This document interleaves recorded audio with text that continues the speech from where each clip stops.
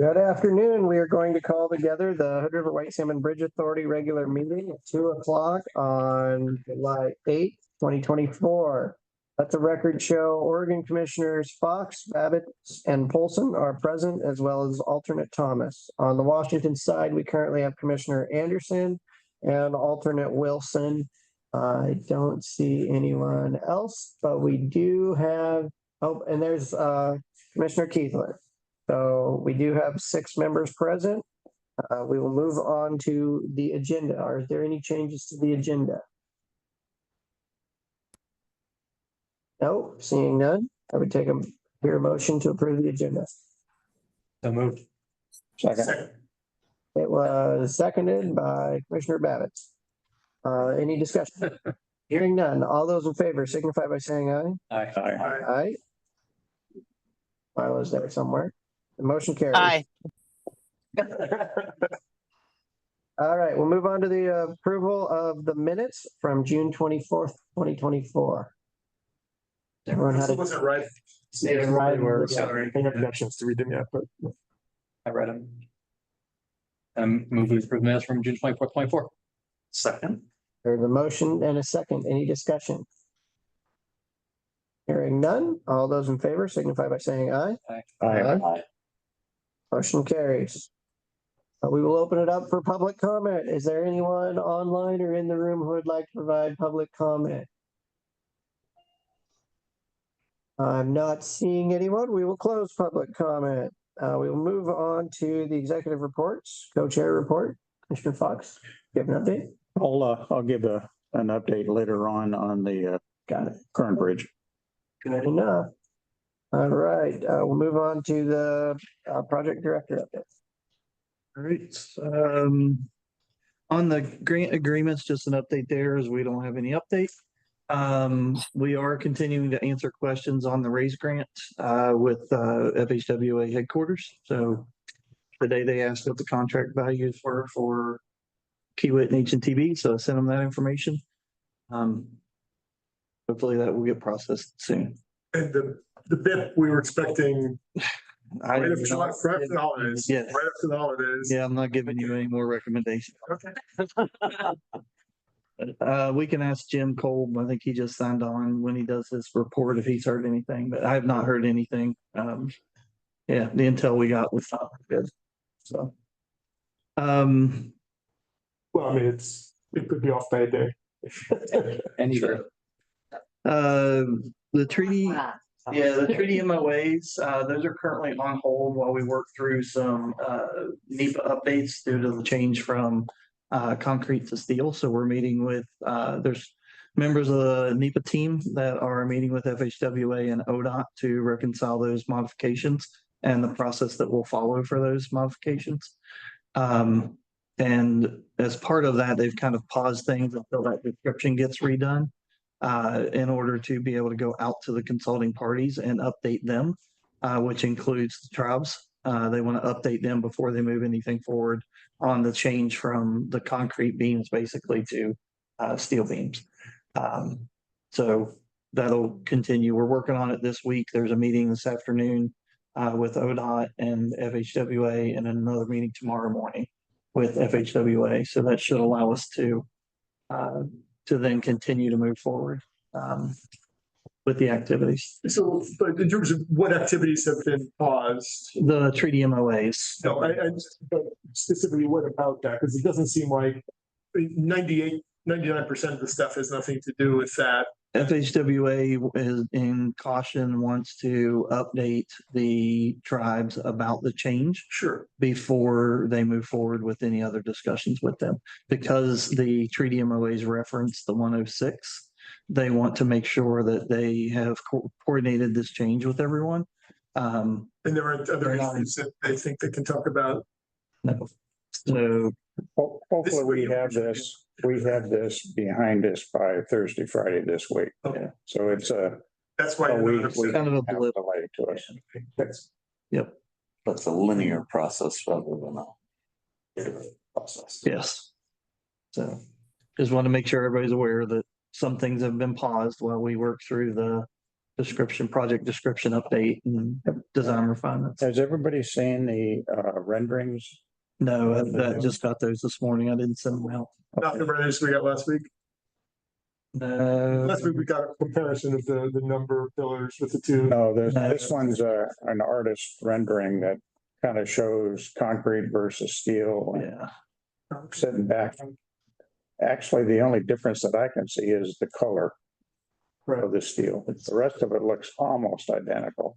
Yeah, so we're gonna share those with FHWA and ODOT today and tomorrow, along with the other, potential impacts of less piers, order schedule, and all of those items. So we anticipate it to be short, but just want to make sure everybody's aware that there has been a slight pause in some of those activities. Right away, similar to that, we are moving forward or wanting to move forward with the port relocation and acquisition. We also have had to pause that in order to meet with FHWA and National Park Service in order to update FHWA on our coordination that we've been doing with National Park Service related to 6F and us defining the impacts that we're going to have on the port side and making sure that there's clarity on what we're impacting and what we're not impacting. So we're getting that meeting set up. There's a request that's already been sent out to set a meeting up with them to do that.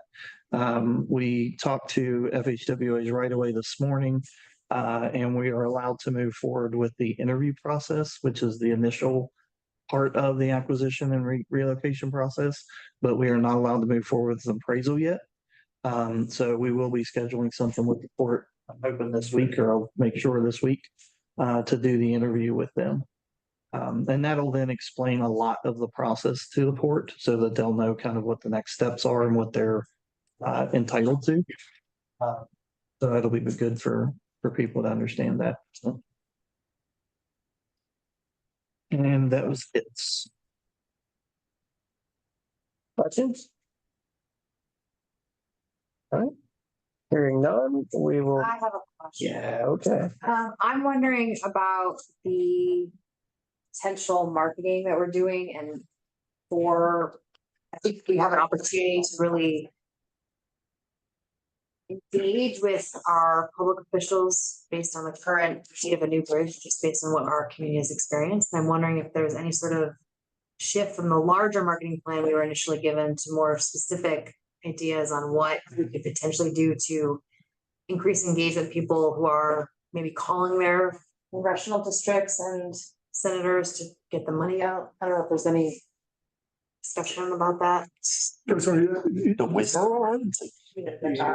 Yes. Yeah, I would just, marketing as a word makes me cringe a little bit because that's not really what we're doing in that realm. It's really about the engagement and outreach. And certainly right now, knowing that there's so much coverage on the bridge, we've certainly been on offense in terms of making sure that when they're talking about the current bridge in need of repair, that we're reinforcing where we are with the new bridge. And, Mike Fox can probably speak to this too, but I think he and I and maybe other commissioners have certainly been in conversation with our federal and on both state sides, those offices. Everybody is very attuned to what's going on currently with the existing bridge.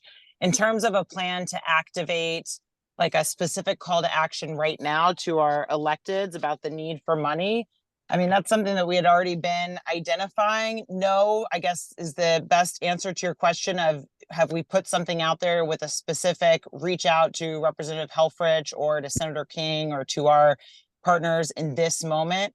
And the reason why is because we're really working to make sure that as we get closer into session or watching the elections that are underway, that we're fine tuning how we're going to use the community in terms of a letter or delivery or a moment where we're really emphasizing the depth of support around this project.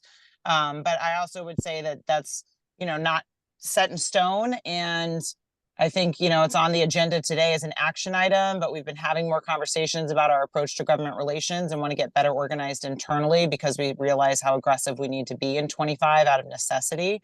But I would say that we have certainly maximized and taken advantage of the news coverage that's out there right now around this damage, to make sure that part of that story is always about the urgency of the new bridge and where we are with that project and reinforcing our intended timeline. It seems to me, I think, Catherine, what I heard from you is engaging the public to express their views on the vulnerability.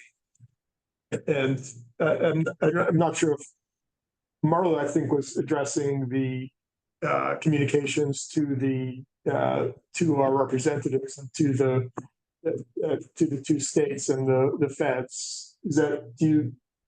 I was on the call when the Hood River Port of Hood River had their YouTube live discussion. There were 700 people on the call, and they were all really clearly, how can we help? Like, the community wants to be able to feel as though they are taking ownership in assisting if possible. And how could they help? And one way they could help would be given a clear deliverable. You could do these 1 to 3 things: write a letter, call a person.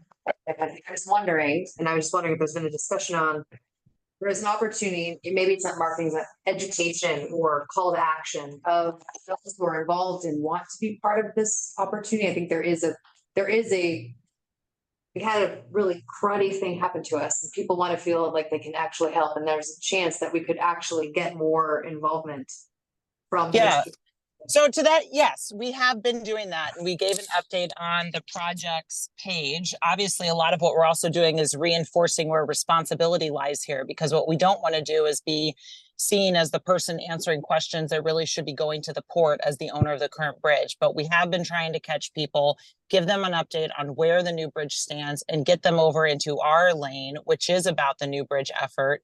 I think your comment about reinforcing a specific call to action is great, and we can do that. It's also something that we do repeatedly every time we've done these Facebook Lives, and we're working on the summer newsletter that'll go out so we can include it there. But, I think that we have a lot of those people hopefully already paying attention to the information that we're getting out. And if we're getting new ones, I think making sure that summer newsletter includes some of that is a point well taken and certainly can be incorporated. I think what I heard, I spoke to people who didn't know we were working on a new bridge. Right. But this woke them up and said, you know what, we need a new bridge. Yeah. And that to me was actually an organic response, which totally makes sense. And it was a legitimate emotional response. And I would hate to lose that when it used to be only people who were really paying attention knew that we needed a new bridge and knew that there was something that they could do about it. Now I think more of the community is engaged. I guess the way that I view it is that this was second warning, maybe the first one being, finding all those cracks in the deck and the need to replace the cable. And now we get another warning, and we don't know how many more warnings we get before we lose it. But to make sure that people really understand that it's not just, people being extremist or being overwrought in saying, hey, this is a pretty vulnerable piece of infrastructure here. This is something which it should have already been gone, right? And we're holding on by the skin of our teeth, and we've got another warning here, and we may not get another one. I agree with you totally, Arthur. I think personally, the timing is perfect to do an update article of where are we on our current bridge and all the progress we've been making and what we're planning on doing in the next 6 months, leading to getting into the river type of a thing. Yeah, what are that's some what of the that's been challenges that done. we see? What are the challenges that we see making that happen? And then pointing back to what just happened on the current bridge, that this is going to happen again. Right. This is not the end of it. This is going to happen again. So the only way to protect ourselves is to accelerate forward, getting the new bridge in place. And I And we would say need all your those help in this, and this. guys, all those messages are out there. All of that communication outreach is being done. We have been, I would say, more out in the community on this project repeatedly and in different circles than any other project in this region. That it was maintained before we even became a commission. It continues. We have accelerated that in the last week. A lot of the things we're doing is correction in articles because there is confusion when Mike Fox is quoted a lot of inconsistency about when he's talking as a Port of Hood River commissioner versus when he is talking as a Hood River White Salmon Bridge Authority commissioner. So the other thing that we continue to do is try to make these talking points and reminders available to all of you as my seatmates as well, because I think no matter how much public outreach you ever do, the loudest voice you're going to hear is the one who says in some random forum, what are we doing about X? We haven't done anything about X. And you're never going to get 100% of everyone. But I would say we have been doing a very good and aggressive job of getting information out there and having a record for the public to see the work that's ongoing, and that will continue. Well, I think that what you and Kevin said on Think Out Loud is really the prototype for that. And what I heard from you was kind of a ramping up of, I mean, you said everything that you've said before, but you said it in a way that was far more, I don't know, it was just more convincing to me. So maybe it is just that we've already done it, but I think you know a receptive audience. Yes, no, definitely. I mean, I think we're all saying the same thing, which is we all want to make sure we're maximizing on what's now a captive community that's really focused on that. And that's where we were pushing to do a project update on our channels and making sure that that information is up there. We're building out, which we can get into later, a webpage around tolling, because that's obviously a top of mind question and ties back into the urgency and the advocacy that we need from the public. But it's being done. I appreciate the comment about let's do it again. Let's give people a specific thing that they can do. But I would hope that there's no uncertainty that we're being lax here in this space, because I think it is a space that we continue to maintain. And I think the JLA team and the HNTB team and myself are putting hours into this space daily. So I don't think that this is an area of lack of engagement, but it is always the dance of trying to find people where they're at and make sure that they're getting accurate information. And I think we're doing a good job of trying to reach them through many channels, and the increased media coverage has been helpful. And as you said, Arthur, it's helping us get the message out there with a sense of urgency. If possible, because I may have missed the talking points, but if possible, if we as a group get talking points or some sort of messaging that you lead, like you want us to say it this way, I think that would also be helpful, because I am actually getting more questions and I want to ensure that I'm in line with what Mike's saying and what Jake's saying, because we have to have one message, one voice moving forward. We can't have all these different, like you said, inconsistencies. So maybe if that would, and if not, that's fine. I can do my research, that's fine. But I just think it might be helpful to the group. Yeah, it's on the, are you guys all using the SharePoint? That's where we have these resources. Is that an active resource that the commissioners use to check for information? That's my fault. Okay. Well, should we not use that? I mean, we've been using that because that was a resource that was set up for all of us, but it sounds like maybe it's internal. Yes, I will check the SharePoint, but if that, so I'm bad.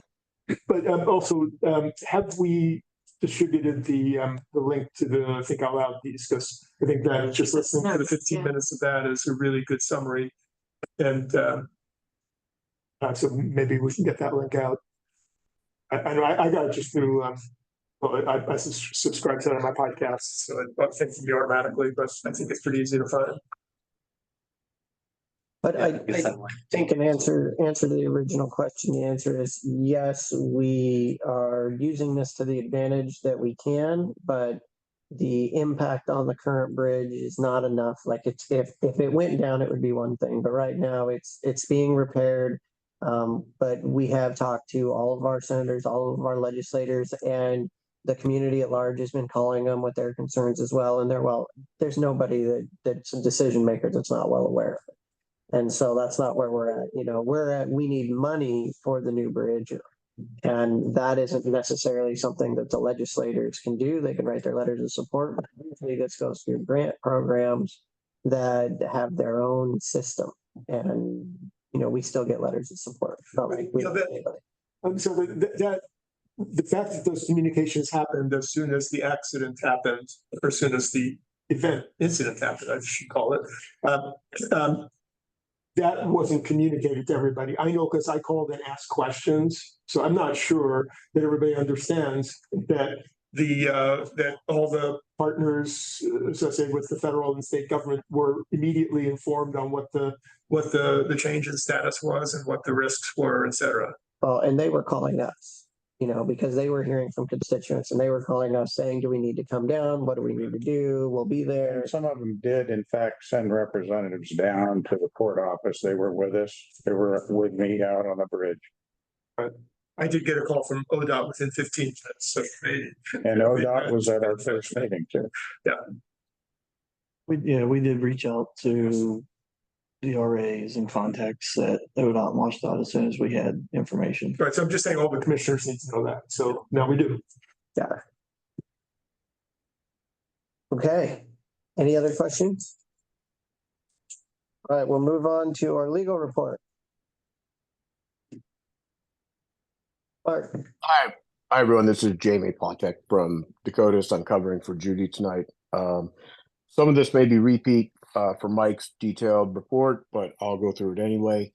With respect to tribal memorandum of agreements and meetings, Foster Garvey and authority staff have met with the Nez Perce representatives to understand concerns and all working together to revise the MOA to address an enforcement mechanism for fishing closures.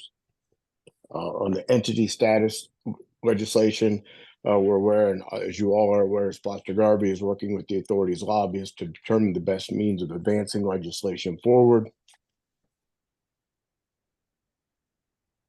Moving on to the right-of-way acquisitions and related issues, Foster Garvey is working with the authorities' relocation consultant to prepare form legal documents for use in both states, Oregon and Washington. And if Mark is on too, he can obviously supplement if he has any further detail other than what's in the report. Traffic and revenue consultant engagement. A master agreement with CDM Smith was approved by the Board of Commissioners at the June 10, 24 meeting, and Foster Garvey is working with CDM Smith to incorporate changes to the master agreement, which have been recommended by the authority's contracting team. On interim financing, Foster Garvey is working with Hood River County and its bond counsel to develop the credit facility agreement, which will be needed. On the BNSF Railroad, that agreement was approved by the commissioners at the June 10, 24 meeting, so that's moving forward. And the tolling policy, for purposes of public outreach, the board held the public hearing being via Facebook Live on the tolling policy. Jamie, Pardon there was an edit to that. That was not a public hearing. That was just No, simply a not Facebook Live. just public information purposes only. Yes. Not a formal public hearing, what we would define by definition legally as a public hearing, but for public information purposes only. Yeah. Okay. Thank you. Yeah. And as I said, if Mark is on, he can obviously supplement anything that I reported on, but everything is in the report that was circulated to the board. No, that's great, Jamie. Thank you.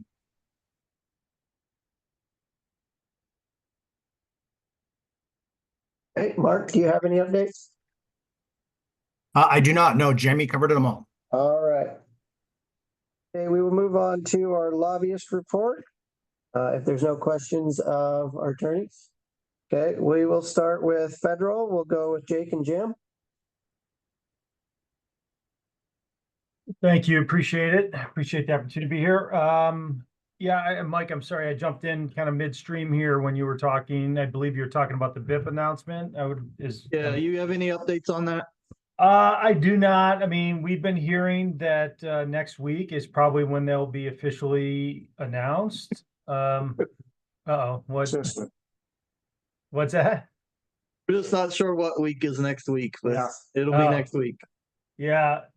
So, well, I was going on, it was like the week of the 15th is the last I heard, but it was still somewhat fluid. Seems like most of the decisions have been made. They were just really kind of trying to work on the timing and final clearance with the infrastructure office down at the White House. So if that is the case, you know, we're already had conversations with some of the congressional committees. They will get the advance notice that they're required to send up in advance to making any announcements. So we could hear as early as this week whether or not we're successful, and if so, for how much. So we will obviously, that'll be one of our big priorities, is monitoring that and seeing what happens. We have had a conversation with DOT based on another meeting that we had with the authority about trying to talk about an event at the bridge, around the bridge, with somebody senior from the administration. So those, you know, nothing really to report other than we've made that initial outreach and planted that seed, and you know, we'll continue to work that in hopes that, you know, whether it's BIP, but obviously the mega piece, there may be something we can do there that's, you know, part of the overall outreach efforts and education efforts on the need for state funding as part of the project as well, and that the feds are in for a significant portion. The other thing to report is Federal Highways has assigned project numbers and distributed the congressionally directed funding to the states as they're required to do, and that money went out, should have gone into the state DOTs about a month ago. I specifically for this project, the WashDOT asked that the money go to ODOT to administer. So I don't know, Mike, if you guys have been in contact with ODOT. That was actually the last update that we received at the project level on that was from FHWA, and that was the 8 million was going to be rolled into our infra grant. Oh, okay. So we've been waiting on the infra grant to find out if that's actually going to happen. So I don't know if Marty, if you're on there, can speak to that or not, but that was the last update we heard, was that it was going to get rolled into our infra grant. So they'll administer it kind of as a single grant, not That's separate grants. Yeah, Marty, I don't know if you. I haven't heard any updates. That would be a good Ashley question, but yeah, it's gonna be wrapped in with the infra and be issued through that the same way. Okay. Yeah, that's probably helpful. It's easier to get ODOT out of the loop. It's just added complications. So yeah, okay. That's all I had. Oh, Jake, if there's anything you had that you wanted to report on. Just wanted to add on to the conversation that you all were having about getting the message out. Obviously, there's the larger question of the community as it pertains to just the federal congressional delegations on both sides of the river. We heard from some folks pretty quickly that were interested in what was going on, and we replied to them and proactively engaged staff for the senators, for the offices of Senator Merkley, Wyden, Cantwell, and Murray, as well as the congressional offices for Newhouse, Glusenkamp, Perez, and Blumenauer. A key theme that I know you all were talking about is making sure that we're helping to use bad situations like this as an opportunity to just educate and reaffirm key messages. So I think we were doing some reminding and educating for some staff about, hey, the Port of Hood River is on first for the existing bridge. The Bridge Authority is obviously on first for the replacement bridge. And so just making sure that people understood kind of who was in charge of what, as we were discussing earlier, there was some reminding needed on that, which is fair. And then finally, and more importantly, yeah, good, you know, to see that the potential damage is contained in terms of monetary. There were lots of immediate questions from folks saying, hey, how can we help? You know, how can we give assistance? And we really, in conjunction with the Port of Hood River, made the point that this is just another reminder of why we appreciate their robust support for federal funding for this, and why we need to continue to have it. And that was the point that we made with all of them, that we really appreciate them checking in. We would keep them up to date on the timetable for repairs on the existing bridge, but that we need them to continue to be our allies and best spokespeople when it comes to getting this bridge completed with the funding it needs. So that was kind of the message that we pivoted to with all of them. Not that we don't stand ready to give them additional information and assistance on behalf of the Port Hood River, but Kevin was pretty clear about his message was we need to support the new bridge. So that was our message. And I think Commissioner Fox stepped out, but yes, Sarah Schmidt, who many of you have met, she took over for Dan Marr in the field office for Senator Merkley, was in Hood River on the day of the unfortunate accident or thereabouts, and was able to get out on the bridge when it was unfortunately down for everyone and see herself what a mess that was. So you just continuing to reiterate how vulnerable this bridge is and how critical it is that we get this next one going and completed. Can I ask a question for Jim? I think we were told before that some of these grants, there's a 1 week alert time for the congressional offices, and others there's like a 3 or 4 week. Can you remind me the BIP, how many weeks will the congressional offices know? There's two separate processes, and all the different programs have different statutory requirements, but they all have a 3-day congressional notification. So DOT can't make an announcement unless they give 72-hour 3-day notification to the Hill, so that they let the members know before they're doing big check events at the bridge. So that's the first one. I need to look at the BIP. I think the BIP has a 30-day process.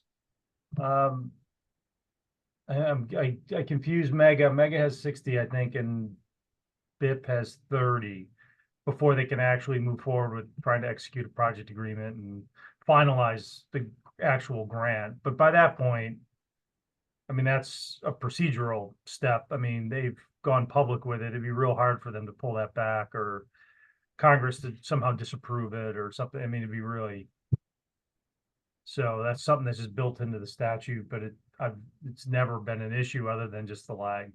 I can get you a specific answer on whether it's 30. I'm pretty sure BIP is 30. No, I misunderstood. I thought that was kind of that they kept it secret through that time. But what you're saying is that basically a 3-day period, a 72-hour period during which they may know and may not be willing to tell us, but we'll at least know that period has started, right? Yeah, I mean, if they were to make some kind of a formal announcement, the administration were to make some kind of a formal announcement next week, let's say Tuesday, then Friday they will send to the congressional committees the project selections, and they will then in turn share that with congressional offices, who will then probably be calling the authority, and probably trying to, like if you remember with the mega grant, they all wanted to participate in the authority meeting and be part of the victory, congratulatory celebration. So the members can do what they want once it goes to the Hill, but the administration cannot. Okay, so you mean we have to put away that cake that I bought? Yeah, no, you could what the members are telling you, you'll be all good. Senators call, or Congressman Blumenauer or Newhouse, and you're all good. But yeah, in theory, DOT is not supposed to be making any formal announcements until after that 72-hour period. Okay, we'll hold the confetti. Any other questions for our federal? I should say though, that 72-hour period is a pretty leaky. Yeah. Really? By design. I mean, that's the intent. They want, members taking credit and not the administration. Okay, let's move on. Mr. Boswell. Mercy. Brad, are you there? Okay, Brad's away from his computer. We'll go on to Mr. Bates. Hi, everyone. So in quick update, I mean, in many ways, I think the discussion around the bridge strike and what's happened will color all of our efforts. we've been responding to folks that have expressed concern, interest, a desire to be helpful. Really appreciate both the authority team and the port team and getting us information as they had it so that we can answer questions.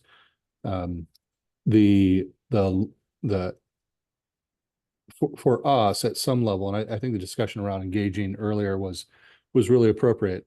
It's not that this happening can make what we need to happen faster. It is just a phenomenal argument in the need for the project and the need to go as fast as we possibly can. It doesn't make a session come any sooner. It doesn't make an allocation come any sooner, but it does give to the members a real clear picture, both those that represent the area that know it well, and those that are not from the area, just how poignant the need is. And so that's been a lot of the discussion that we've had with members around that. As you know, Oregon is working on putting together a transportation package. Both it occurring and our inclusion in it are part of the advocacy work that we're doing. And things that happen to our bridge are the perfect example, again, of why we need the package, why it needs to be robust, why it needs to include this project. And that's been the conversation that we've continued to have with key legislators, as well as the governor's office, and have been in robust dialogue with them around the conversation of anything near term that they can do to be helpful with what has happened, but also ensuring and making sure they understand exactly what is needed in the 25 session for these pieces to come together well. And so recent conversations include, we have a new Ways and Means co-chair in Oregon on the Senate side, Senator Kate Lieber, who was a former majority leader, had been briefed on the project. We had the opportunity to sit down with her just a few days ago and chat about around that. And then have had a great robust back and forth conversation with the governor's office, who again have been briefed on this. You have participated in those briefings over and over again, and this giving updates around what has happened afford another opportunity to talk about what needs to happen. And that's really the level of work. The Oregon, as I think we've reported out, the Joint Transportation Committee is doing a roadshow around the state. They will be doing a series of meetings in Bend and in the Dalles, and we have been contemplating, is there a way to do a briefing in Hood River around the project? If not then another time this year. We're continuing to work on that would combine sort of both states' efforts in that regard. That's ongoing. The committee schedule for that timeframe is hard, but we'll also want to engage in how do we want to be involved in what happens in the Dalles in terms of the public hearing and roundtables. Have sat with and chatted with the transportation committee chairs recently. They understand the need for the project. They are have been stalwart supporters of the bridge and its replacement. And so folks know and are being engaged that 2025 is a really important year for this project, and that the goal of the full state funding is needed. And that's been the level of work, and both in detail, but happy to answer any questions along these lines. We're all pushing for a package and moving to include this project as a top tier project in it as much as possible. And what is Senator Lieber's district? She represents Beaverton. Beaverton, thanks.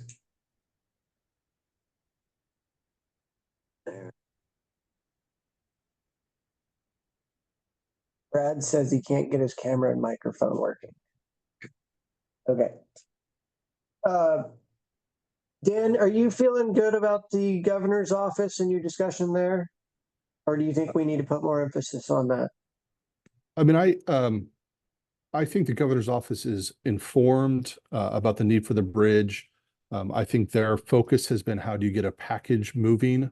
And they are focused on the ODOT needs, which are significant.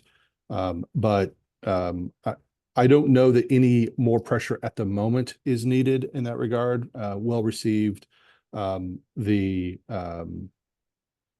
So it's I wouldn't want to pinpoint the governor in that sense, Commissioner. I do think constant and regular engagement with the governor on this project is critical, and that's what the plan should be. Any other questions? And just a kind of a general statement. I know as the current bridge had its problem the last few days, Representative Helfrich and his aide, who is in Portland, were in contact with the governor, and she made some requests as far as status of the bridge and what's going on in the new bridge.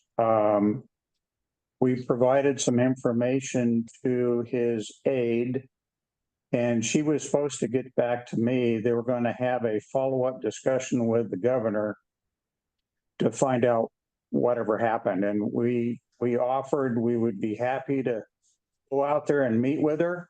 We'd love to have her come out and visit us, see the old bridge, see the new bridge. So I'm just wondering, we're trying to follow up what happened there. Thanks, Commissioner. I have a call into Rep. Helfrich's offices today to follow up on that. Mike passed that along. I did chat with the governor's office on Friday. The person I was chatting with was not engaged in those discussions, but promised to get back to me if it was helpful. So I will stay on that, and if I can find out what happened as a result of those conversations, I'll report back immediately. Thank you. Thank you, Dan. Brad hooked up. Yeah. Mr. Boswell, we can see you. Can we hear you? Yeah. Can you hear me, guys? We can hear you. Apologize for that. I do not know what my computer is doing. So you're getting me via iPhone. So again, I apologize for the delay. We have been recently, and I'm assuming Dan mentioned, we had some change in logistics related to the Oregon Transportation Commission meeting that we were trying to piggyback on and do at least a Washington briefing for legislators. Those logistics have shifted a little bit, so we're trying to do some outreach to some other kind of partners and groups, including the tribes, to see if we can create sort of a bigger event or partner on a bigger event to help draw folks down for this next level briefing. We'll hopefully have something put together in the next week or two, again, targeting that mid to late September, early October timeframe for that kind of briefing. We will be doing some outreach right after the primary in Washington, which is in August, with candidates, so that we know that all the candidates, as well as the current sitting electeds in both the 14th and 17th legislative district, are aware and fully engaged and have key contact points for the Bridge Authority. And then no matter who shows up for the briefing, we will then be working on direct outreach to the broader transportation committees in that fall, kind of October, November, going into session. We'll also be working on in-person meetings in Olympia. We try and target those around the what's it called, the Gorgeous Nights event that folks come up to, so that we try and be efficient with everybody's time. All of those things are swirling right now.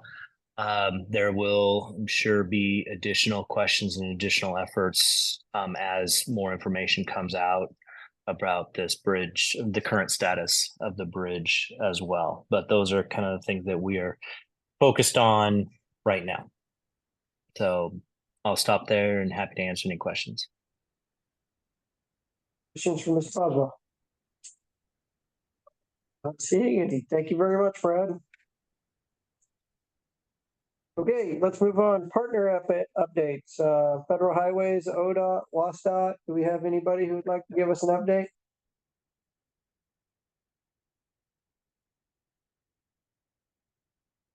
Maybe one day someone will jump on board. Okay, we've got item number 6, the consent agenda. Anybody?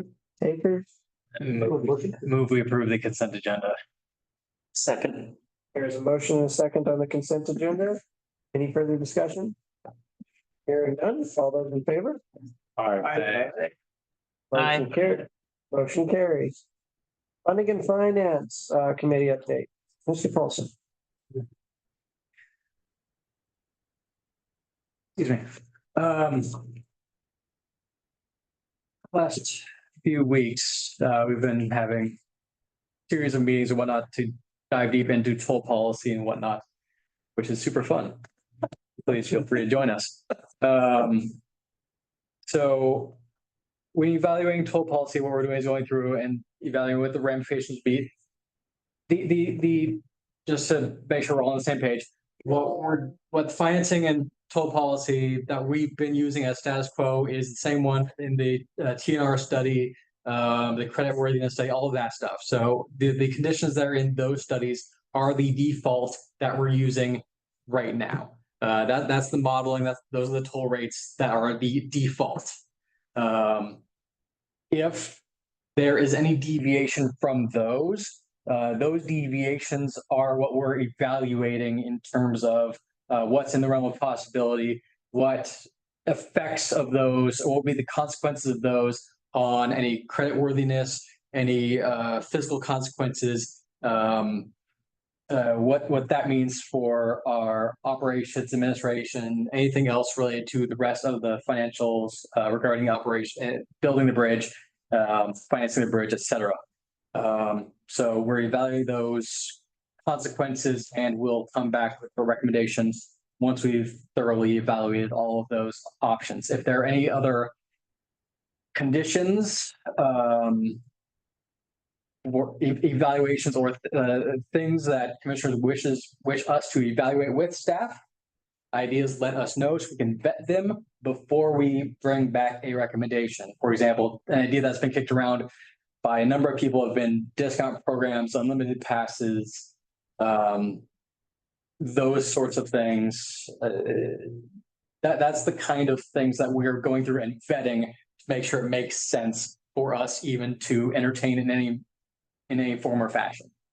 So. What about things like the transit exemptions, tribal exemptions? Those are the things that we're evaluating. Yeah, all those things are included. Those things,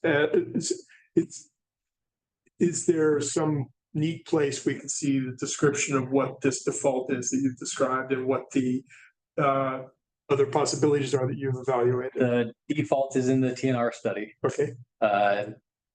That I think was sent to everyone. It's in our stuff. We can send it back out. Yeah, It's on SharePoint. Yeah, It's on SharePoint. it's on SharePoint. It's around. It's in the credit report as well. And all It took me a while. So it's anything else, any other idea or concept that we wish to evaluate, we can evaluate. The point that I think Marla made last meeting, and I'll repeat it since she's a little remote there, is that the default will become de facto if nothing else happens, and the inexorable march towards that is there some process that we should have where we actually have a discussion of options?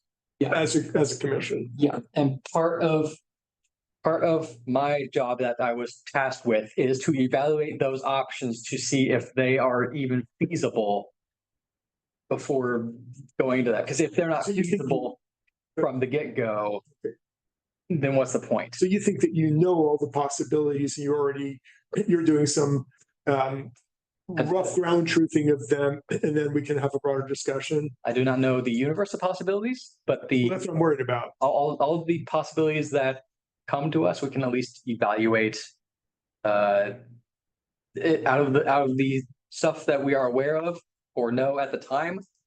We can evaluate what's known. Right. So I'm just wondering if we should do something to make sure that if for example, a concept is an unlimited pass, we can evaluate that and see if it would detrimentally affect our creditworthiness, for example, if that's a no or no go possibility. If there's anything like transportation network partners, we can evaluate that and determine if that's a go or no go sort of thing.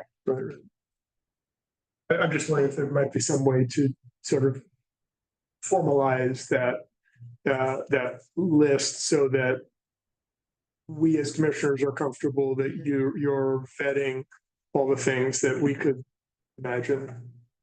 Is it possible to create a brainstorm list and put it on SharePoint so that we can? Email it. I'm just saying, because I mean, I also. Right, you can't do a thing by committee online. Yeah. We just maybe. Right, which is why I'm trying to understand, That. that's why I've been asking if we could have a session or something where we make sure that the universe of All the ideas possibilities are out there. and What would brought it to public. make sense if, when he gets these done, the next time they give an update, they give us, this is what we're looking at, this is the realm of possibilities, and if there's others that you want, then we can talk about that. Is I just want to make sure that we don't get past the point where he can look at them. Right. And then say, oh, sorry, you should have told us that a week ago. Right. Yes, so in that regards, could you kind of tell us schedule wise where we need to lock ourselves into? And up until a certain point in time, we've got some flexibility here. Example, if we want to close on a TIFIA loan at the end, and I'm going to make this up, at the end of 25. Next year, yeah. Okay, we have to have this figured out before we close a TIFIA loan. And you need 6 months prior to that. And I'm not trying to put words in your mouth, but the concept is what's your drop dead date and why? Right. You have this investment What's grade tied to it? analysis that's being done and has to start by a certain time and it has to be based on these policies. And then maybe a healthy discussion that if we guessed wrong, as this commission continues to grow and we get closer to reality at the end of this thing, how hard is it to adjust? Or are we locked in? That's it. That's my understanding from the last meeting was that if something's built into the investment grade TNR set, you're not touching it. Right. And I think the one that, sorry, I didn't mean to interrupt. The one that gets me is what is feasible. Because you can always change some other parameter to make something feasible. Depending on what parameter the group is willing to look at or reevaluate. So I don't envy you. Without getting too deep into technical realities of credit ratings and credit states, if we were to change one particular small element of our rate policy away from the TNR study and whatnot, it has sort of a snowball effect with everything else. Yeah. So if we were to change something by a quarter, that change by a quarter might add up to a change of $1 down the line. So that change might not seem like a lot to us, but when we go through the stress test and the elasticity demand forecasting, all that other stuff, by the time it reaches the end result of the creditworthiness model, there might be ramifications, consequences that might be unacceptable for our project. So those are the kinds of things that we're I think another, Craig, what I read into what you were saying last time is that from a creditworthiness point of view, political bodies, because there are people who are subject to political whims are involved, are always kind of risky, and we make ourselves more risky the more we seem to be susceptible to those political whims. Is that fair to say? Potentially. Shannon says I'm right, so I'm right. Yeah. So I think part of what we're trying to do is we do have an obligation as representing constituents to see that those questions are asked, but we can do so in a way that makes it clear that we understand that we have to be creditworthy and capable of paying back debt at the end of the day. Mm-hmm. And so that's what I'm trying to make sure that we have that discussion in that manner. Yes, and the other thing I was getting around to that in sort of a roundabout way, was by taking on this bridge and the fiscal obligations of TIFIA and everything with that, just like you would a mortgage or anything else, it is a fiscal obligation that has obligations. We don't have flexibility with those obligations. We have to pay them back. We're locked into a certain thing, just like your mortgage with a house and all that sort of stuff. So we take on, the amount of debt we take on locks us into a certain set of policy requirements.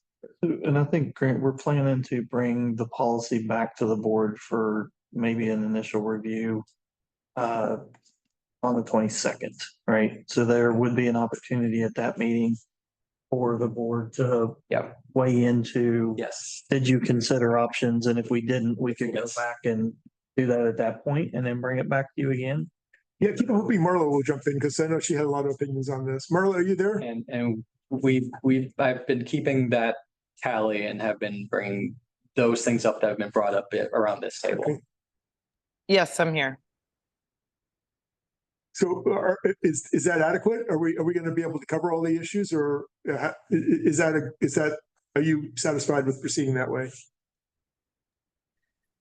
I mean, I'm glad you brought this discussion up today. I think, you know, the list that's been in my head are top of mind, and much of it came from that Facebook conversation or just conversations with locals. Feel good that those are going to be factored in, but I do worry if the rest of the commission, once seeing some of those things that we've called out, do other ideas appear. And I think, you know, in line with what was said earlier about just not wanting anyone to feel like they come up with something and are told, oh, hey, it's too late. So if we're tracking towards the next meeting being a review of the list of different criteria that's getting considered, then I think that will serve to give everyone a chance to kind of workshop through anything else to add to the list. Yeah, I kind of like this concept. I'm okay being told, no, that just doesn't pencil out. Right. But I don't want to be told, sorry, it's too late to look at that. Yeah, completely. Like, our job is to be the voices for all of the community right now and represent that desire to make sure that we're doing these different scenarios and in good faith are trying to see which ones we can account for and which ones we can't. And some of these possibilities we need to be able to afford to build the bridge. And as mentioned, depending on how much debt we take on will obligate us to certain things. If we do not have obligations, that opens us up to options or the commission into the future. But however, there are decisions we make today, obligate to meet these obligations today, that the future commission may not be bound to in the future once that day comes. However, the decisions we make today are to build the bridge and to get the bridge done. And we'll, depending on how we structure that, we'll need to meet those debt obligations. The decisions that are made without debt obligations are different than those with debt obligations. Does that make sense? Yeah, I think we get all of that, but our job right now is to just run the numbers and do the homework and show people in good faith that we understand the terms and what we need to do, and that we looked at it. And I think it helps make the case. If there's decisions we have to make that are difficult and we decide that we can't continue a certain program or add in a new program, we can point to having done the homework. And I think that's just, you know, the spot in the process that we're at, and we should be true to it. Yep. I'll be running the numbers. So here it is at the July 22nd meeting, which is our next board meeting. 2 weeks from now. We should reserve a lot of time, an hour, a lot of time to run through the policy, allow for a good open discussion. A lot of Q&A. And then the funding finance committee will take all of that, go back, formulate it, get responses out, bring it back to the board. And then depending on the conversations, either we can finalize it at that next meeting or continue the conversation depending on what's warranted. Does that make sense to everyone? I will say that will make the 22nd meeting a long meeting. You can bring pizza. We can do that if you want. But just, there's a lot of things that are already on the 22nd. And I guess I bring it up, do we want to do some type of a special meeting around the toll policy separate from the board meeting, a public meeting, but a specific public meeting to talk about toll policy? Well, I mean, one recommendation I would have in general with all of our meetings, I think some of the structure where we repeat verbally some of the reports that are included in written form, like we could find some efficiencies there. And if there's a meeting where we know we have very active deliberation or a conversation that needs to happen around an issue, could we not be considering that those reports are not taking up as much time as they are? There's more of an expectation that people are coming in having read, and we're first just calling out, are there any questions on what's presented, so that we make more time for something like a 45-minute to an hour commitment on one topic. And then I think also just working to be certain that if we are putting something on that agenda for the 22nd, it's indeed time sensitive and requires an action. If it's more informational or an update that could be at the following 2 weeks, I think we could also be, more discerning on what's really getting scheduled. We should try to have the meeting. On the 22nd? Yes, and I think we can be diligent and. What we do on the 22nd? Okay, sounds good. I just wanted to have that conversation. And we should be prepared if it keeps dragging on to say, okay, let's parking lot it, move on and finish everything else, and we'll come back next time. And just so everybody's aware, on the 22nd, It won't be here. I'll be here. It's River City Council might be meeting at 4:30 that day, a little earlier, so I might have to truncate my time. You're not meeting with us, are you? That's not, we're not having a joint meeting. No. Okay. Yeah, it's different thing. What's up? My thing is on the invoice process. We may have, does that have to be on the 22nd? Like to have it done before we pay them for stimulus. Yes. That should be a pretty easy process to present, and it shouldn't take that long to do. Now, it will go to the finance committee and then yes. Yeah. All right, we should be okay. We should be able to get that done quick. We'll manage the 22nd meeting. We'll get through it. If we have to work on lots of things, we'll do that. So If our committees are seeing it, hopefully it will be an expedited process. Great, okay. Anything else? No pressure. Thanks, everybody. Well, think of it this way, you won't be on the hook for having thought of all the items you have help with. Right. Okay. Right. Yeah. Grant, fix it. Okay, thanks. Okay, let's move on. Oh, I got more.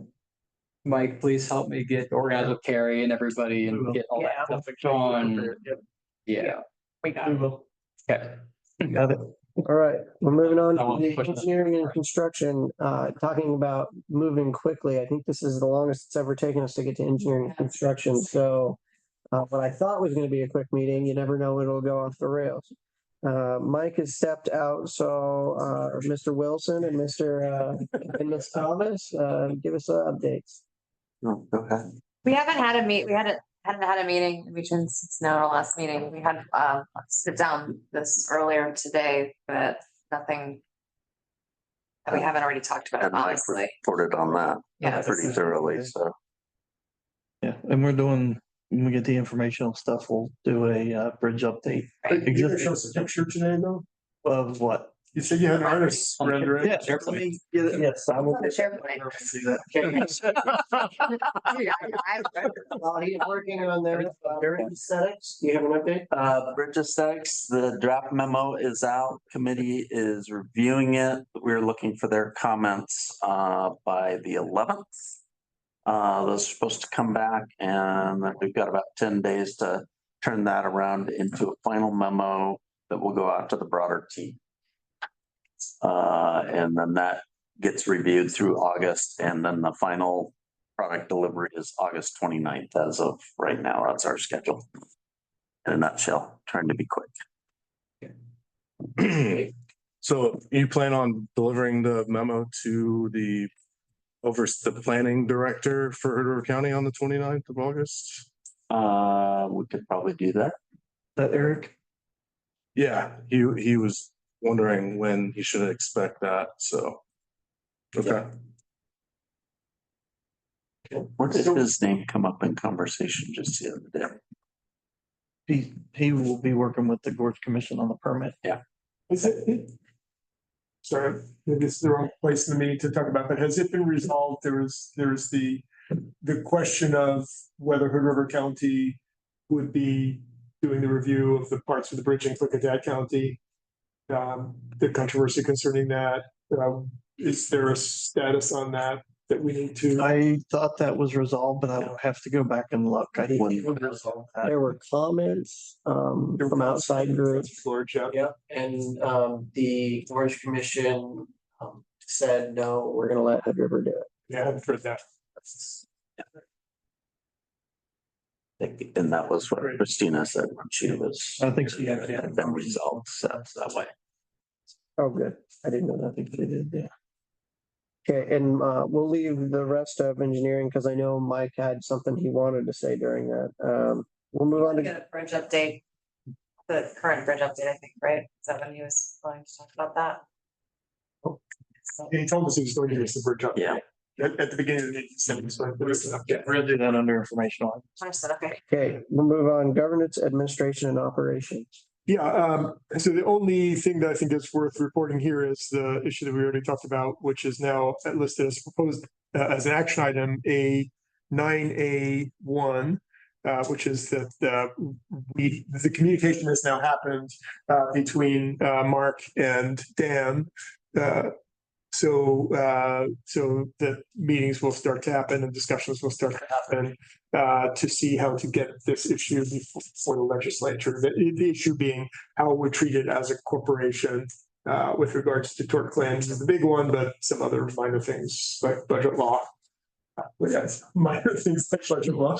With Debbie sitting right here, I say that. Yeah. I think I've already made it clear that for you guys, I think it's kind of minor, but You might notice it though, if it happened or didn't happen. Right, so that communication happened earlier today and between the two of them and Dan now has some marching orders to get to work on that. And he already said that he was, as you heard earlier. So that's it. And you're gonna run point on our side on that. Yes, you asked me to run point on that and I'm happy to do that. Yep. Okay, which leads us into our action items, which our number one was the proposed legislative revision of the Tort Claims Act. Yeah, so we should probably document that in a motion, which I think you just did. So we have to do what? Should we document that in some sort of a motion of what you just summarized? What action is there? Yeah. Just the direction for Thorn Run to work with legal staff to develop we just want to make sure nobody opposed us doing that. And that you guys had the conversation that you just had, so. Sounds like we're good. Can we just? So it was originally thought to be an action item, but I don't know if it needs to be an action item. I think that's just consensus that everybody agrees that we're gonna start working on moving forward with the tort claims. Would be no different than working with our PR folks on PR plans. Yeah. Oh, everybody's good with that, so. Okay. We have number 2, a request authorization to add MAR Strategies as a sub-consultant to the HNTB contract. Everyone had a chance to review this. One edit to this, it was not, it said we're supported by the Communications and Governance Committee. That should have said co-chairs and Commissioner Kiefler. Not the two committees. It wasn't taken for the two committees. It was taken the heads of the committee. So just to inform them on it because of the GR committee and then the co-chairs also briefed on this. And the reason for the motion is because in order for us to add someone to our contract, we have to have authority from you to do that. So. Okay, as long as it's Dan Marr and not Bill Marr. But Dan Marr, not Bill Marr, or any other Marr. Second. Okay, there's a motion by Commissioner Babbitts and a second by Commissioner Thomas to add MAR Strategies as sub-consultant to the HNTB contract. Any further discussion? I would just say we had a really great meeting with Dan, went really well. And I think he's going to add value to everything that we're doing right now. With that, all those in favor signify by saying aye. Aye. Aye. Aye. Motion carries. Okay. Moving on to informational items.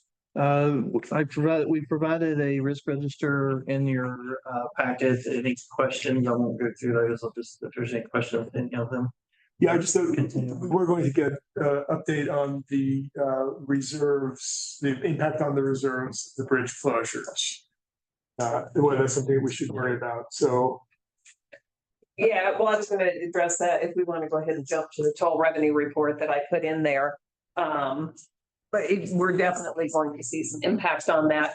We did have significant room in there for the coverage to get, because you're going to need probably a maximum of 18 million, and we're forecasting probably 21 million. And we also had already forecast interest rates to be dropping, and they're not. So, so you're actually earning more interest each month than what we had in the original forecast. So, so far we're doing okay. So, you know. But that's a double-edged sword, right? I mean, we're earning more money on the money we have, but if interest rates aren't dropping, we're going to be paying a lot more for a lot longer on the money we don't have. That's correct, but we have a lot of years before we will, so the interest rate will actually lock in when we start drawing on the loan, I believe. I'm not sure if well, actually, I think that the interest rate locks when we approve the loan, which hopefully will be in September, October next year. We do have, as a backup plan, PFM has talked about us potentially, and I hate to even say this in a public meeting, but potentially not using TIFIA in the end. We have to have everything in place in October next year in order to start construction. You have to have all your funding in place. So the TIFIA loan will allow us, the TIFIA agreement that have the approval will allow us to move forward with construction. We don't have to draw on TIFIA. If things look better, by the time we actually need the money, if it makes financial sense to go out and sell revenue bonds, we would do that instead. So even though we are so focused on TIFIA and that's the only thing we ever talk about, it's actually not the only option out there. So by the time we need the money in potentially 2029, calendar 29, we do have the potential of looking at other options by then as well. Question though, it costs money to apply to get the to get the loan agreement in place for the TIFIA loan to be an option, correct? Yes. Correct. So we have to, right? Yeah, we absolutely have to. Yeah, like we have to have. You got to pay money to make money. And it would cost us a significant amount of money if we were going out to do revenue bonds now too. So whatever we went to do now would cost a lot of money. So TIFIA is our best bet still at this point. Trying to minimize the amount that we have to spend to borrow. Correct. Yeah, exactly. But you need all your ducks in a row in order to even start construction. Yeah, it takes so long. Needs to be fully funded. But for every day that the bridge is closed during this season, is it about 8 to 10K a day? Is how much we're losing? That would be about right. We being for you. Right, for you. Yes, exactly. Right, and the port is losing. Oh, it's well, yeah, it's about 25,000 a day when the bridge is total. Really? Yeah. Yes. Yeah. Double. Yeah.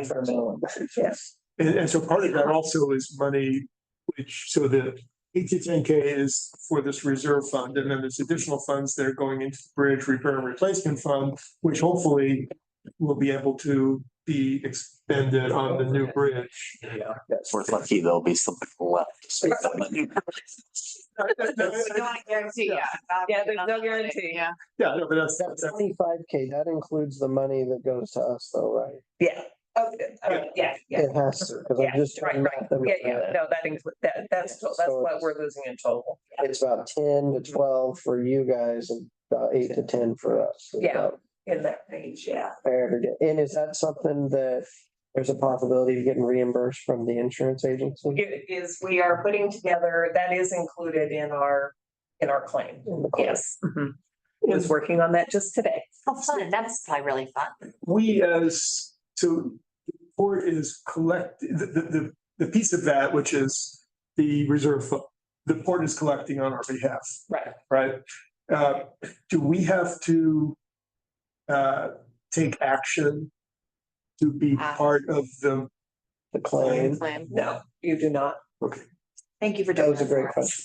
question. No, I had that same question. Yeah, no, the board, the money legally all belongs to the board. Then you have the agreement that was signed, the intergovernmental agreement that was signed some months ago that says we turn all this money over to you. Okay. So, yes, Just want to make sure that we don't have to yeah. put in our little A good request. question. Yeah, no, Hood River County loan. Legal counsel is setting up a meeting with Hood River County Legal Counsel. So as soon as they have their meeting, we'll get back to you with an update. Okay. Do you have more on the toll revenue report? I don't, but I think that launches into, we do have the financial report. So the toll revenue, I did finally manage to get you guys us, when I'm wearing this hat, us, get a LGIP account set up, which is what we move forward with, because it's providing the best interest for you. And I did put the first deposit in there, which totaled everything that had been collected on your behalf through May. And so that money went in and you started earning interest on it directly, as opposed to me calculating it and providing it as part of the report. Of course, I'll continue to report or to calculate interest on the amount each month because we collect a significant amount of money on your behalf each month. So I'll continue to calculate interest on that and put the full amount. 5.something%. 5.2%. It's been 5.2% for a while.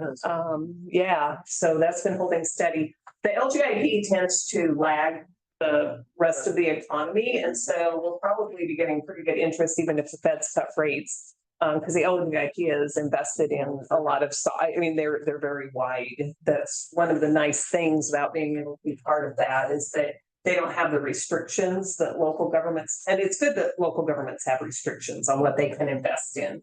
But the LGIP is managed by a professional group. It's actually PFM. A different arm of PFM actually manages the LGIP. And so they can invest in much more risky, but they mitigate their risk by having a lot of diversification and the whole bit. So they're out there all over the place. But the state treasurer oversees it, right? Yes, it's the state treasurers. Who's busy division. running for office, right? Well, and it does take a whole, I mean, they actually have a whole team of people who then work with PFM to actually manage the LGIP. And I think, so I included the statement for the LGIP, and then also you have a bank account that has a little bit of money in it. At some point, it will have more. I need to follow up on OTIB. I know that's gone to the Department of Justice.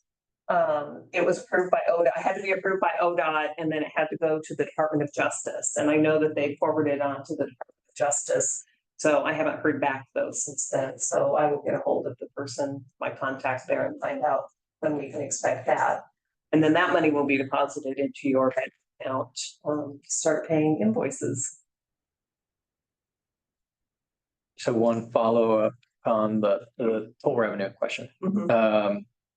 Over the last year, or especially this summer, this year spring in March or so, revenues have come in further away a little bit from the forecast amount. A little bit, yeah. Yeah. Is that a trend? How sensitive are we to this? Is this, I mean, some stuff we're on people, vision with a bridge, something that's gonna happen. But do we have any sensitivity on this trend continuing? Yeah, and it's hard to say if it's going to continue, but so far you're within that area, within the error area where you can. I would ask them in the hospitality business. Thanks. We did have, this came up at the last, the river meeting. Where a lot of the hoteliers were saying that their early season was quite soft, but that it's very strong right now. It depends on who asks. Okay, this is separate entirely from this. It depends on who you ask. Right now, from the hotel side, it's a very Jekyll and Hyde, bipolar, bifurcated industry. In the winter, it was really soft, but now it's strong, but some people are doing well, some aren't. So it really depends on who you ask. Strong but soft. Yes. Yes, it's very propaganda weird. Well, it's just like farming, right? It's very bipolar. It's bifurcated. And it's a very difficult and confusing time to do any kind of forecasting in the hospitality industry right So now. you wouldn't trust anything you heard No. at a casual meeting like that. No, that's excellent. That's why I'm glad you're here. Yeah. That's excellent. So yeah, I would just be following the actual results. But what we have is the actual traffic counts, people crossing the bridge, and the revenue we have from bridge crossings. Right.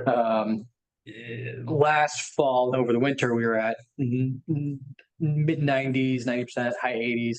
And then in the spring, May or March was 93% of our revenue forecast. April was 87, May was 83, June was 73 when we had the bridge closure. So we've had a little bit of a drop off, but hopefully that trend does not continue. We have I'm trying forecasting out for the long term. We don't want to have that sort of trend continue, or even that sort of interest on that drop off. We're counting on that, on those demand curves to go up, and the interest income to keep the curve upward as opposed to even just slight drop off earlier. Makes it more difficult in the out years. Right. So Do you think the construction of the light? Do you mean, is there any other outside factor?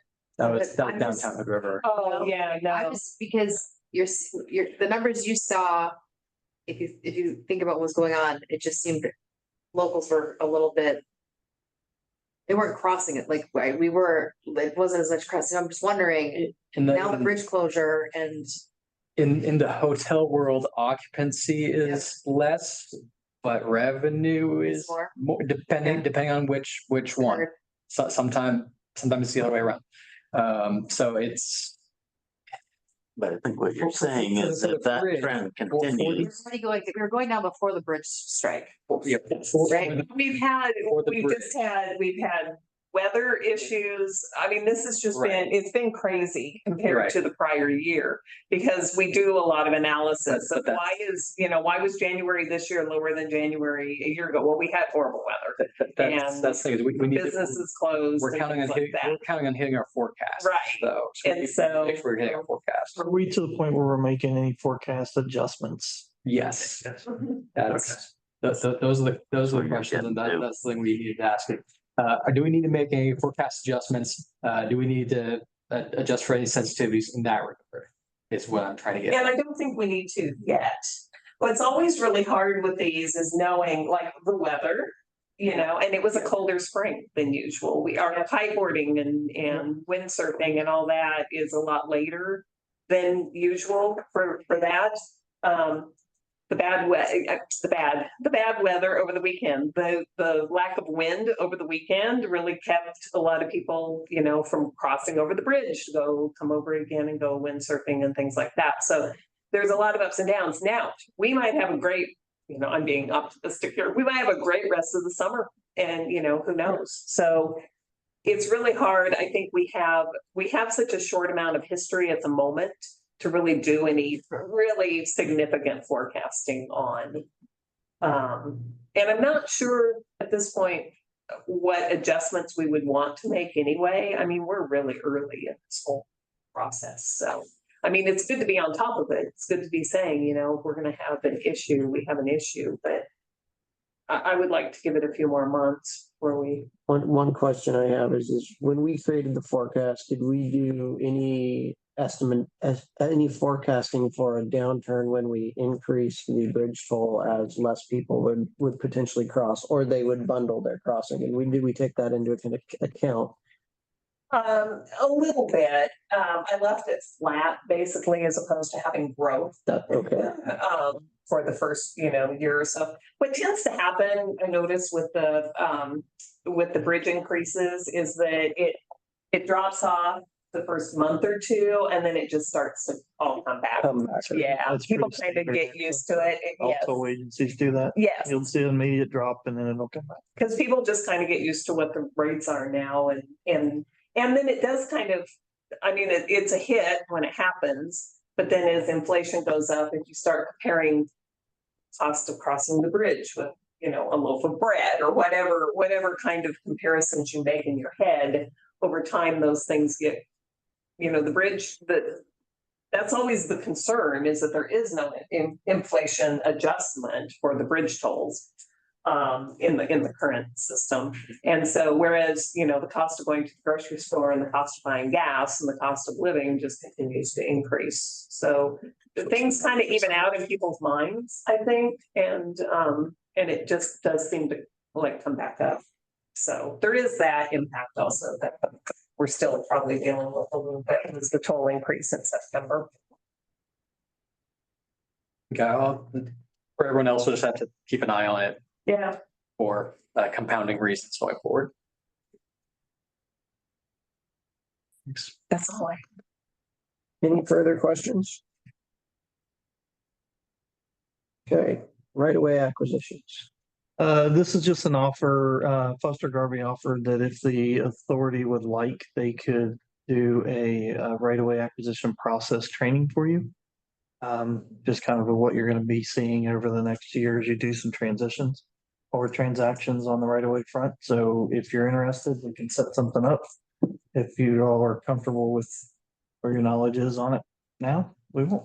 I thought, didn't Mark advise that we should be trained, at least be directly? Yes, the recommendation was that you do the I training. kind of left that meeting concluding that I needed to have training. Yes, I would. Yes, I think our recommendation to you would be, it would be a good thing to do the training. But was it for everybody or just it was for the commissioner? So I thought I should at least be knowledgeable. I thought it was going to be your committee and your committee that needed training, at least the chairs. We can open it up to everyone. Mark, as to what the exigency is. Oh, is he still there? Yeah, he's still on.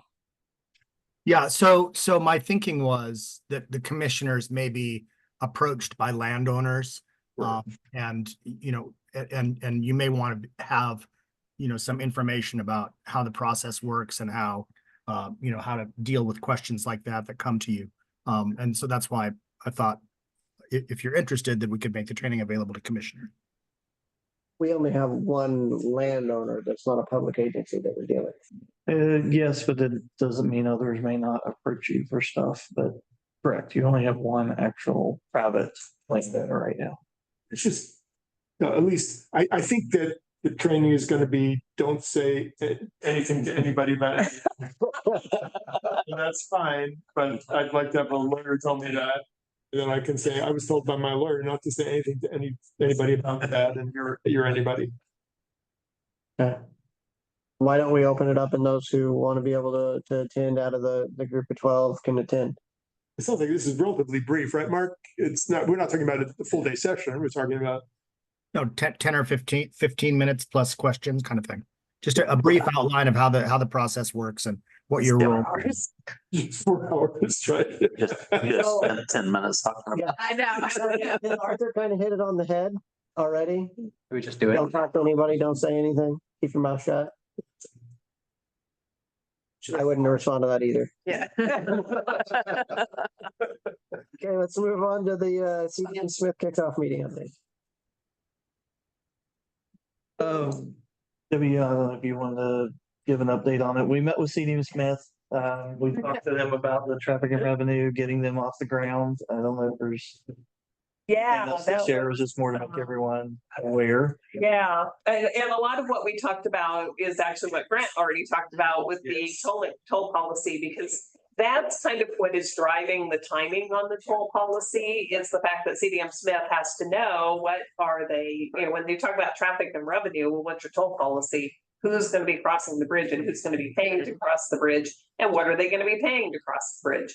And so that's kind of set in toll policy. And so that's kind of the driver of the timing for that. So there was quite a lot of talk about that.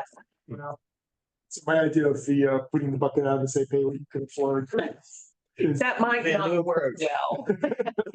I don't think that the credit rating agencies would appreciate that one. But you can estimate that, right? We can. But we are gonna do that for the bike ped tech right away, right?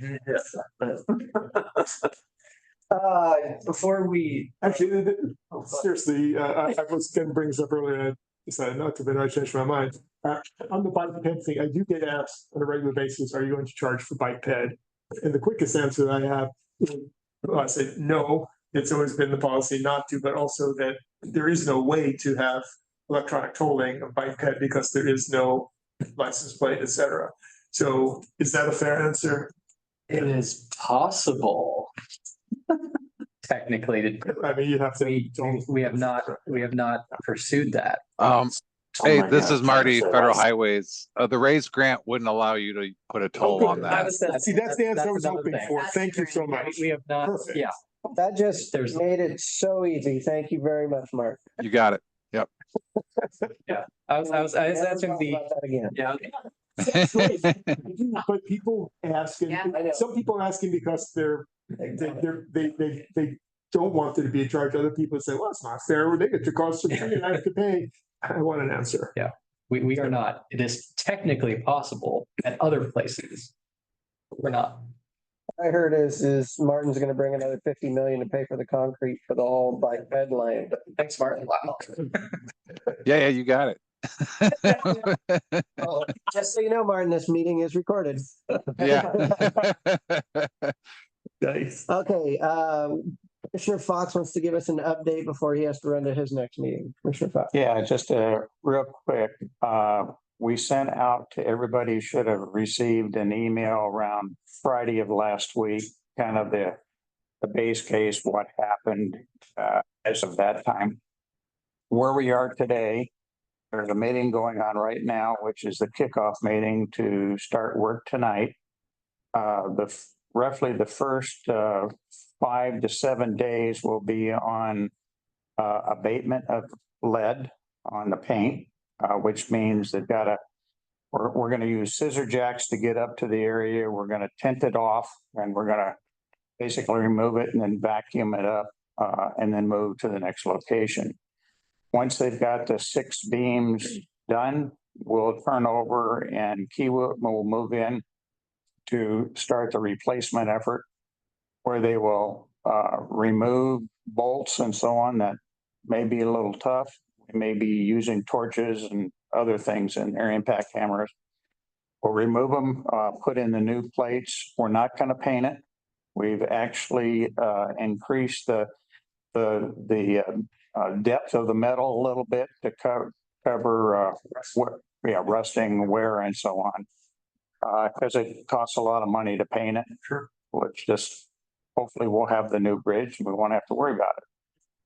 So tonight we start with the lead-based abatement, and then somewhere we're going to watch it every night. And if they can get things done earlier, we will accelerate the work. Kiewit's ready to go with ironworkers to move in earlier. Right now, the schedule says, I think it's either Sunday night or Monday night next week. We start with the ironworkers, and it'll take roughly 7 days. By Saturday night, next Saturday night, we hope to have the members in place, and we'll take one night to check the lift span. We're going to be looking at the lift span in between. We want to make sure that the 4 columns didn't get racked during the event. We will do a 1 or 2 small lifts just to make sure that it still works and we didn't do something elsewhere on the bridge. We've got people stand by to monitor the equipment from afar to make sure that we can get it back working again. The intent would be Sunday night, Monday morning, we would open back for all traffic, including trucks. If we can, we know there's a lot of pressure in the local businesses to do the Friday, Saturday night thing because of, business wise. We'll do our best to try and minimize that. But our approach right now is to get through all of it as quick as we can, as safe as we can. I'm sure that you know this, but I'm getting a lot of folks telling me that in service industry that their employees have to cross the bridge and the hours of those businesses such that this is really problematic. I know you have no choice, but yeah, we looked at a couple of different ways, but what came back from Kiewit and others was the 12-hour shift is the most productive. It's going to take almost an hour to get equipment marshaled and into the work area, another hour to get it out of the work area before you can open the bridge. That leaves you 10 hours. You subtract a half an hour for lunch. It's a 9.5 hour workday to try and get this bridge put back together. So changing it to instead of 12 hours down to 10 hours, it really reduces that work window. So our approach right now is we're just going to go as fast as we safely can and get the whole thing done and then open it back up. But we'll be looking at productivity every night. And we may make an adjustment towards the end of this week, depending on how quick things move. And that's all I want to say about that. And I'm leaving now to go talk to insurance companies and other fun things. Mike, can you get at least some rattle can paint October 1, 2029 on one of the beams? Now on another beam. I got plenty of cans in my garage. Automotive stuff. Was it Thank you. Have the Shave, they have the. Yeah. New bridge now. Yeah, exactly. Okay, Thanks, Mike. that's where we are. Uh-huh. Okay, moving on. Salem visit recap. We provided that in the packet. If there's any questions, I know a lot of that was just questions that we asked of them, but if there's anything in there that any one specific topic somebody wanted to discuss, we could brief you on. No, I'm still waiting to see my rendering. Do you have your email? SharePoint. You ready? We're ready. SharePoint already. Is it already on SharePoint? I mean, I could put it on there, but I need it. I don't think. You got anything? Yeah, it's. Oh, okay.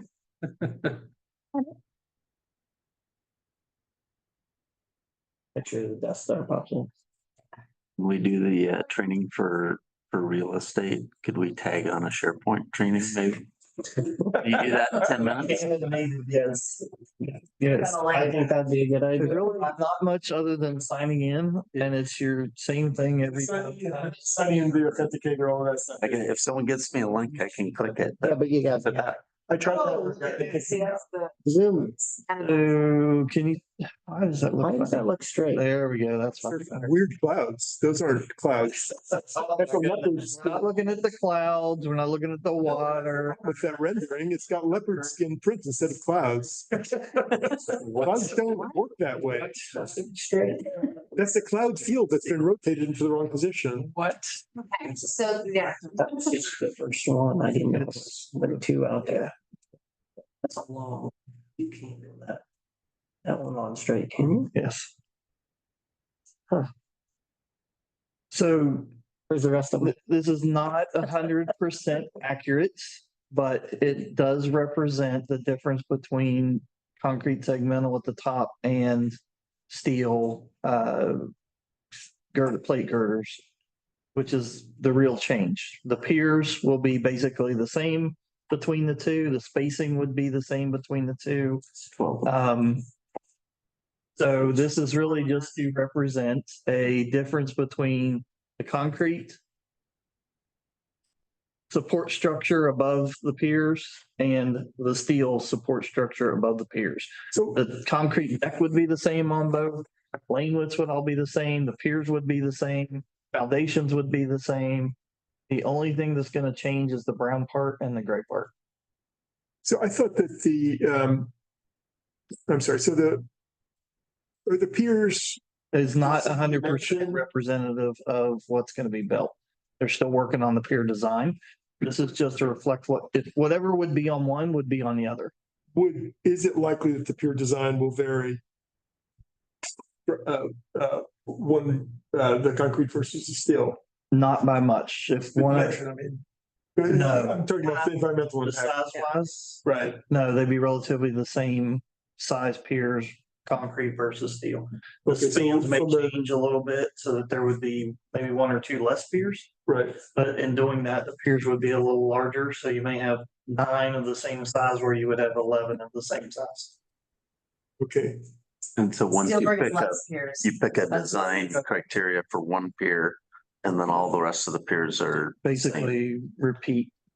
Yeah, for the most I part. thought the idea was that the concrete, the spans were not uniform spacing, but with steel, they would be uniform spacing, but this seems to be the opposite. They will be, the reason for the bottom one being off is it was adjusted to not impact the treaty fishing access site. Okay. The top one would have to be adjusted the same way. Okay. That's what say when you're looking at the piers, they would basically be the same between each option. The only difference is going to be that brown piece versus the gray piece. Okay. And But the other one is the big span over the bridge crossing. It looks like those piers are very large on the concrete one, and then on the the main span, yeah. the main span, Roughly the same thing. they are. It's Yes. just an artist representation. Yes. Okay.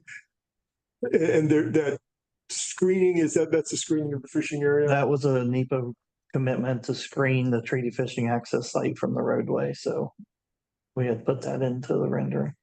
Okay. And I think I know the gorge pretty well, but what is that? A background image that may not be 100% accurate. I don't think that's there. This is Almost like unless it's the rock. Beacon Rock. Beacon Rock. We're looking the wrong direction. That's what it just looks like Beacon Rock. This is from the treaty fishing access site. Yeah. Beacon Rock is, Yeah. What's the rock on the north? This is Stanley Rock, Coburg Beach. you talking Chicken Charlie Island? Or No, that would, yeah. It doesn't matter. The point of this rendering is It's not, I mean. this is not an accurate rendering of exactly what everything looks like. It is not an accurate rendering. Anything looks like. Yeah. Except the bridge. Moving on to tracking logs. So we have 2 other tracking logs that we created on SharePoint. Those. One is the regular session meeting topic. So if you want to go back to a meeting topic or something that was in there, you can go in and go to log and get to those links. And then public records request. If we received a public records request, you can go in and look and see. Have we? We have four. That's fun. Most of them were consultants wanting proposals from the RFP. Oh, So, I'm no. smart. And don't ever say public records requests are fun. They can Well, be. I'm saying- No, I totally understand, but that just means the public is interested in the project enough to put in the paperwork to request records. I mean, that takes a very one diligent. public person is Yes. interested in that. Okay. And we're putting those in English and Spanish? Is that still happening? Public records requests, no, they're just in English is the only way we've done those right now. Okay. Okay. You want to talk about any of the upcoming action items? Are you good? No. Okay, good. Perfect. Next up, we still have our raised grant scope overview presentation at some future date. Do we have a date yet? Anticipated? Nope. No. Okay. We don't have to bring it. All right, I will read the announcements. Our upcoming community events. Friday, 9/6 is the Hood River First Friday, Hispanic Heritage, and Oak Street and Hood River from 4:30 to 8:30. Saturday, the 7th is the Huckleberry Festival at Dobbins Spec Park. We don't know what time yet. And then Thursday, the 17th, El Grito, Spanish language event at Rhine Garden Park, 3:30 to 8:30. And then Sunday, 10/6, the Bridge Centennial Celebration at the Port of Hood River Marina Green, time to be decided.